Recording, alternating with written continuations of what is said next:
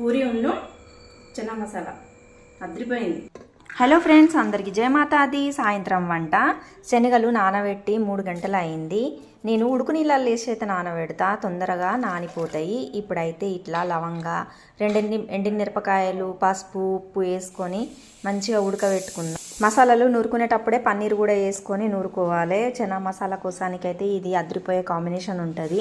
మీకు ఇష్టమయ్యేది ఉంటే ఎప్పుడన్నా ఒకసారి ఇట్లా తప్పకుండా చేసుకొని చూడండి. టమాటాలు వేసి ఉప్పు, కారం, పసుపు వేసి ఉడకబెట్టుకున్న శనగలు కూడా వేసిన. ఇంకా శనగల కూరనేనా, ఇంకా చూడు ముంగట ఏమున్నదో. పూరీలు ఇంకా రొట్టెలు కూడా చేసిన. అన్నం, శనగలది కూర.